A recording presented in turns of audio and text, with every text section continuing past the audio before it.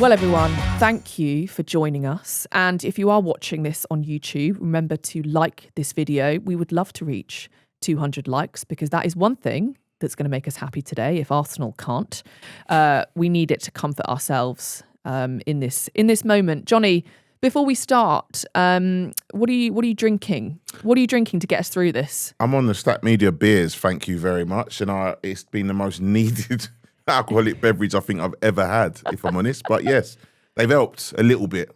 They've helped just a little bit. Just calm you down a little bit. Yeah, I'm on the hard iced tea from Freddy's. Other brands are available, but this is calming me down quite well. But it is quite needed because I've literally run here from the stadium, and the adrenaline is very, very high. I feel like I could fight someone. I would do it tonight. I really feel like if anyone... Let's go find someone. If anyone steps in my way or I'm mildly inconvenienced on my way home, I'm worried that I'm going to get into a fight. I do not blame you. You got my full support, Laura. I'm with you. Right then, Jonny, let's get into it. That's the best way to confront these things. Arsenal 2, Man United 3. Now that we are maybe an hour or so after the game is finished, just talk to me about how you're feeling right now. Let's start with how we're feeling. I feel as bad, if not worse, than I did on the final whistle. What happened in that game? It wasn't on my bingo card. I got asked by a lovely producer, Finn, on the way in. He was like, feeling nervous, Jonny? I said, no. I was extremely confident. I was looking forward to getting at all of my Man United fans. I had every WhatsApp comment starred, ready to respond to all of them. I thought it was going to be a very, very straightforward 3-4-1. We just played Inter Milan off the park in the San Siro. I have no idea how that happened. I'm confused. I'm angry. I'm livid, by the way. I'm absolutely livid, right?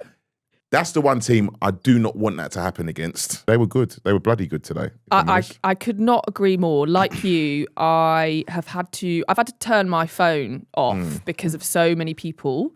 Yeah. People that I don't know or people that have had my number from 15 years ago, crawling into the DMs to have a bit of a pop. I'm also raging. I really am. And I've run here from the stadium and I was hoping that might bring my rage down a little bit. It's made it worse. Yeah. It's made it worse. I was ready to fight someone on the tube. As I was leaving the Emirates, I walked past a boy being carried by his dad, little kid, must have been about 3 or 4, bawling his eyes out. And I just thought, yeah, fair enough. Yeah. I would do the same. I feel like crying. The era I grew up in was United versus Arsenal. The rivalry is, for me, it's equal to Spurs. I'll be honest, I hate United. I hate United more than Spurs. I'm going to say that. It's not the right thing to say. I did genuinely despise them. And I know how that little boy felt because I remember going into secondary school and I remember losing games. I remember the 6-1 at Old Trafford and how that felt. And that felt like that today. That was it. I'm not going to dress it up. That really was a disheartening and devastating performance in terms of and result. And I'm reeling. I'm still reeling, Laura. I'll be honest. Reeling's exactly the same. And I think, we'll go into a little bit more on the show tomorrow about, what this means for the title race. We are still 4 points clear, etc. But I'm really struggling with this particular game and not thinking of it as a season ruiner. These are the games that, come May, we might forget about this. This might be a bit of a lull, a bit of a blip, but ultimately we get it together. But I am scarred, and I think everyone in that stadium and everyone around the world is scarred by that Villa loss 2 years ago. And I am so worried that this could be that. And I don't think that's exaggerating. And again, with hindsight, this could be nothing. Yeah. But right in this moment now, the team to do it against, as you said, couldn't pick. I'm exactly the same as you. I could not have picked a worse team for us to do this against. Yeah. And the nature of the performance was just devastating. Yeah, you made a good point there about it living long in the memory banks. The nature of the goals, and we'll break down the game in a minute. But the nature of those goals, sucker punch. Yeah, sucker punch. But the quality of them, I said this earlier. They are going to live long in the memory banks. That Dorgu goal will be remembered, that Tony Yeboah moment, him morphing into Gareth Bale for some weird reason today, that will be remembered for a very long time. Listen, I want to make it clear, I'm still very confident of us winning the title, but that is a deeply damaging afternoon of football for Arsenal Football Club. Deeply, deeply damaging for multiple reasons, but we'll get into it. So let's go through the goals then, because lest we forget, we actually went ahead.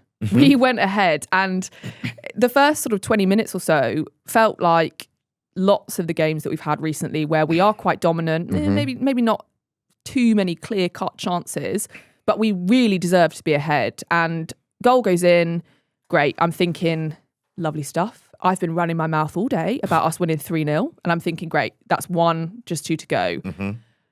But after that, oh my goodness, it's such a cliche to say that you're at your most vulnerable when you score. But we looked really vulnerable after we scored. And I know we've been so solid in defence, but we had a couple of warnings running up in the lead up to their goal. Bruno Fernandes had a couple of shots where he just blazed wide. And that should have been a kind of bit of a wake-up call for Arsenal. And then, mistake, it's 1-1. I'm still trying to work out exactly. We started that match, 30 minutes of Arsenal really at our best in terms of I don't expect much more from this Arsenal team at home than how we played in that 30 minutes. Saka looked threatening.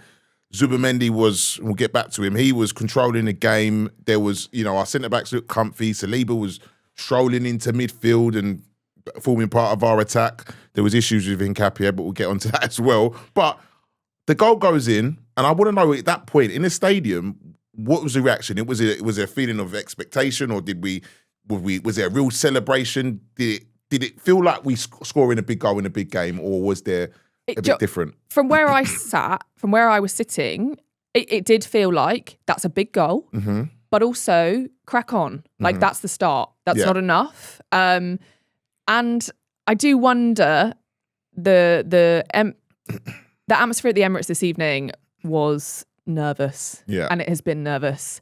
And I can see a lot of kind of debate online about why is everyone in the crowd so nervous? And for me, it's just because this stadium, these fans, we're traumatized. Yeah. We're traumatized by Man United. Like whether you are a fan who's come to Arsenal recently or has watched since the days where we got battered by Man United, we're traumatized. And the goal goes in, and I think to myself, right, you're ahead. Now put your foot down and kill them off. And we just didn't do that. And I don't know why that is, Jonny. That's worrying. It's very worrying because off the back of going to the San Siro and playing as well as we did and winning that game so comprehensively, we shouldn't have this PTSD anymore. And I mean, I've been trying to project this out to the rest of the fan base about confidence. This really is a really good team. We will win the league. I'm almost certain we still will win the league. But we need to start believing that. And I said to our producer, I said, look, something happened. Maybe it was something in the stadium. It was something psychological. There's something that happened where I noticed as well against Nottingham Forest, there was this feeling of, and Liverpool, this feeling of expectation and complacency, which second half against Liverpool, we were awful. And it was always like, we're expected to play well. You've got to go and do it. You've got to, and this is what is levied at us a lot of the time, is that we haven't got the psychologically, we haven't got what it takes to be champions and know we're the best. We are the best. And this is a message to all the players. We are the best team in the league. Believe it. Believe it every single minute, from minute 1 to minute 90. When you go ahead, put your foot on their neck and see the game out, because they are not a better team than us. They did play very well today. It was a one-off. And then I'll be honest, that was a miraculous game. In terms of how it worked out, those goals, 1 in a million goals.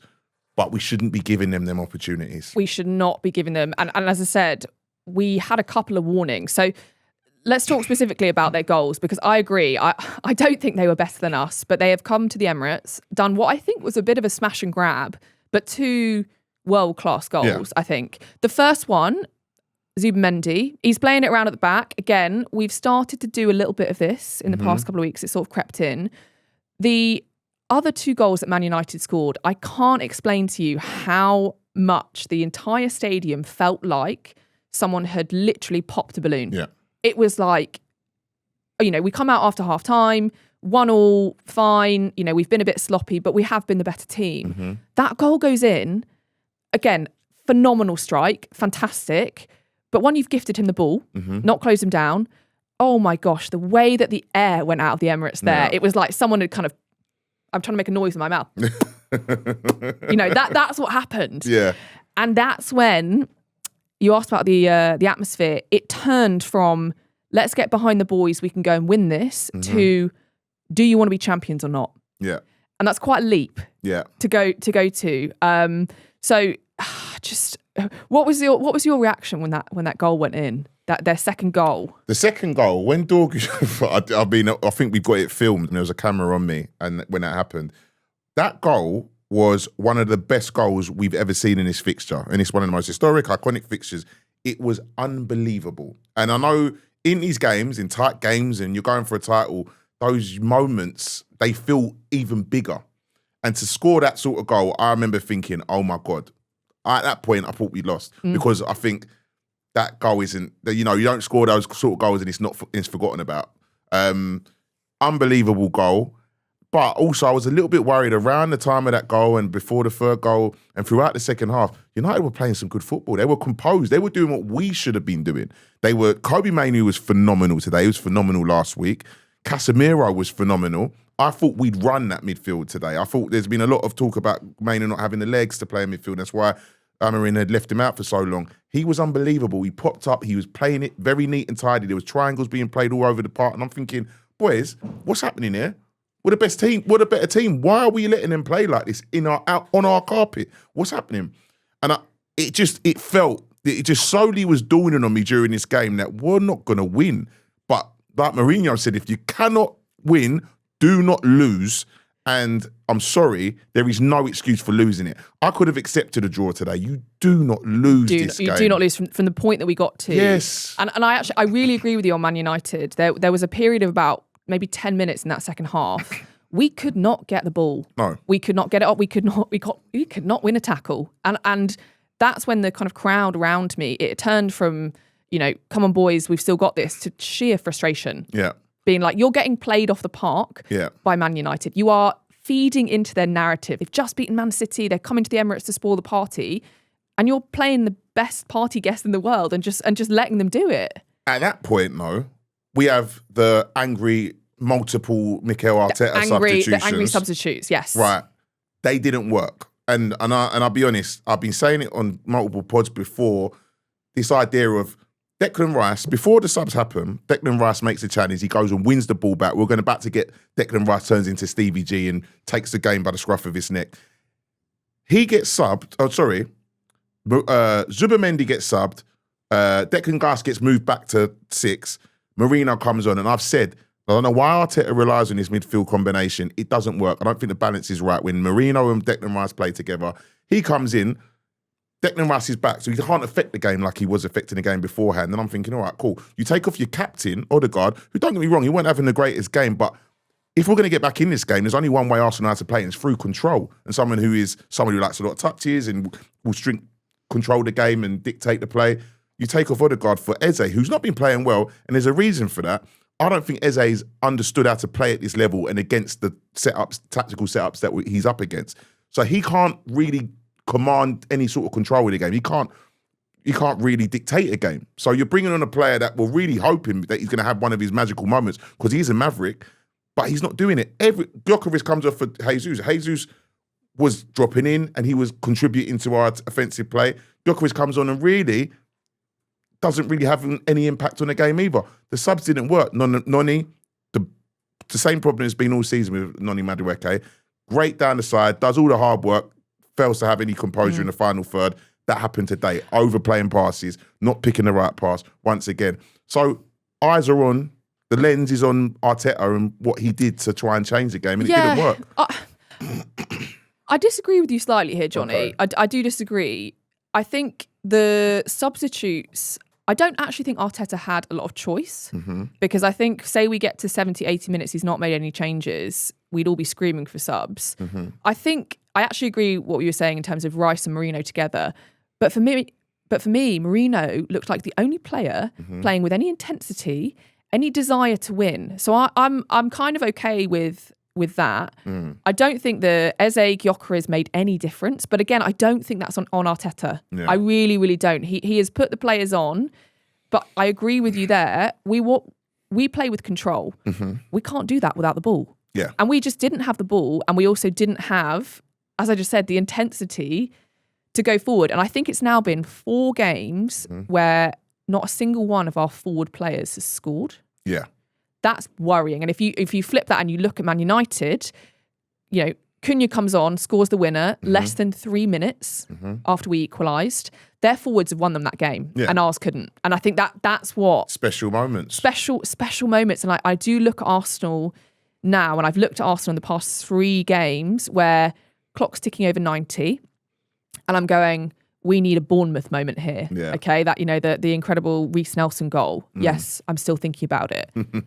But I look at everyone on the pitch, and at the moment, I'm like, who? Yeah. Who is it? Who is going to do that? Whereas United have a Cunha, you know, who comes on, and I think fair play to Michael Carrick. He was not going to sit there and defend. Puts on an attacking player who makes a difference. We just very brave and very brave are the very brave subs from Michael Carrick. And obviously, it's very easy when you win. The subs look amazing, but it was a show of intent. They were already tails up. Yeah, smell blood.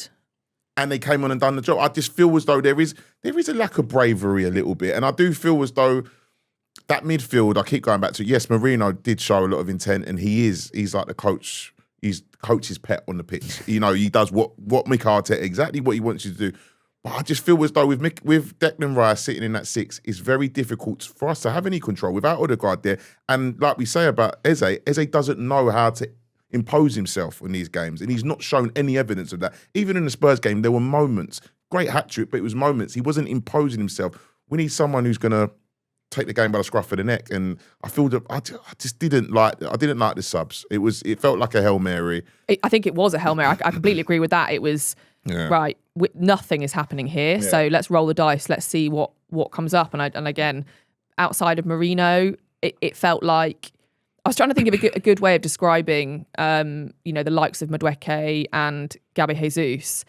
They remind me of like a firework, like a Catherine wheel that does a lot of energy but doesn't do much. Just goes round and round and round and round. And that's what it's like watching some of these players, because you're like, for all the effort and kind of, you know, passing and intensity, it's not going anywhere. No. You know, and that's why it's dangerous enough when it matters. Don't look dangerous enough. And when we actually did equalise, I celebrated, obviously, but it was kind of like, oh, we've got away with one. Yeah.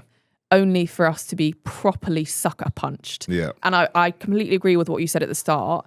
The nature of that defeat is really damaging. Really damaging. To think that you might have just about got away with it, to concede 3 minutes later in the, you know, last couple of minutes. Oh gosh, I'm gonna have to really think about how I get through this. To my phone. My phone is going to be on Do Not Disturb until at least Thursday. I'm out of office. I'm putting an out of office on. Well, you know, don't try and contact me. You will not Unfortunately, my friends aren't respectful enough to respect the out of office message. But it is going to have to be on Do Not Disturb. I'm just not dealing with it until I feel like I can be an adult about this, and I don't know when that's going to be. One thing as well, going into this game, we hadn't conceded 3 goals in 121 matches. So the last time that happened was the 4-3 at Luton in December 2023 when Declan Rice scored that header. Now, we have become a little bit leaky in the past couple of matches, and I think Saliba looked quite rattled today. I think this is one of those games where you need your leaders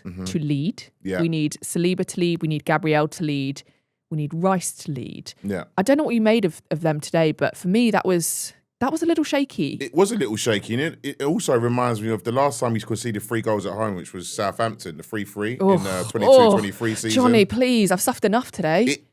There was a lot of that in that game. There was, in terms of how we approached it and how it looked like we were feeling as players in that game, there was a lot of that. I think we were playing Rob Holding that day. We weren't playing Saliba. But I agree, there was throughout, and it always emanates from your back 4 and how they played. Hincapié was diabolical. That's why he was taken off. He was offensively. Wow, yeah. Okay, maybe I'm being a little bit harsh. Offensively, he doesn't offer a lot, and today it was really exposed those flaws in his game. But the 2, Gabriel and Saliba, we rely on them to sort of give us that base, give us a bit of composure as well, which we really lacked. And Zubimendi as well. That triangle at the base of our team. It wasn't there today. Something was off. And Arteta mentioned in the post-match reaction, his post-match interview, that the passing was off, the standards weren't there, and it sort of comes from them. So I don't know what happened today. Saliba has spent the whole week being praised as how good he's been and how good he's been the best centre back, and Arteta was saying he could even get better and everything else. It was a weird reaction today, and then from the whole team, it felt like something had happened. That's why it was. I can't make sense of it. It feels like, have you all had an argument? Yeah. You know when you've had an argument with your partner, and then you have to go to an event where there's other people there, and you have to sort of pretend like you're fine, but everyone can tell that you're not. That's what this felt like. Yeah. Like as one of you, messed around. I don't know. Yeah, mess around with each other's wife. Yeah, I'm joking. We're not going to speculate here, but it does feel like something happened, and that they're all at the function trying to pretend. But a team like Man United, who have got their tails up and wanted to spoil the party, they sensed it, and they absolutely capitalised. And I just want to say once again, because I will get pelters if I don't, they were good. And that once again, I will say it, United were so composed and it was so professional, and it was like going back to a game from the 07-08 era, and as Rooney was saying earlier this week, where it felt like a very mature Man United team against an immature Arsenal team. That's how it felt. And I don't know why it felt like that, because that is not the reality of the situation. But today, for 90 minutes, I think in isolation, that is a very fair way of assessing this. Putting aside the fact that we are top and they are wherever they are, and obviously they're in a 12 points behind. Right. But if you look at that game in isolation, I don't think I can disagree with you, Jonny. Like, it did feel like a team of pretenders is too harsh a word, but sort of pretenders against, seasoned veterans. Away team specialists. Which is why people are so traumatised by it. It's been a bad January. If we just take a step back and look at this result in the run of things. So 1 win in the league in 4 games. We started the month well, 3-2 win at Bournemouth. We've then had those back-to-back 0-0 draws. We've played well in the San Siro, obviously, but today's defeat at home to Man United, how does this make you feel, Jonny, in terms of those 2 kind of draws may be acceptable? Is this a blip? Yeah, it's a big blip. It's a big blip? I said that with regards to after the Forest result, I said I'll judge that Forest result by what happens at the Emirates against United. And for us to follow up that, we have to isolate. We're in 4 competitions. Everyone's talking about going for the quad, but we've got to isolate what we're prioritising. The league is the priority. And we haven't been playing well enough. And we needed a response to that. Forget what happened in the San Siro and forget Champions League. We're breezing that. We're finding that a lot easier than we are in the league at the moment. We needed a response today. And I needed to see something from the players, and we got the opposite of what I expected. It really wasn't on my bingo card. So there is some serious sort of investigations that are going to need to take place this week. Forget about Kairat, we forget that game. We need to really focus and make sure that we see a better response at Leeds next Saturday. The support staff at London Colney are going to be needing to do a big job this week in terms of preparing the players. And by that, I mean win the dog. Yeah. You need to be wagging that tail. You need to be doing whatever it is to turn these players around, because I agree, those 0-0s are fine. This is not. This is big. This is big. This feels big, and I don't want to sensationalise it any more than everyone else will.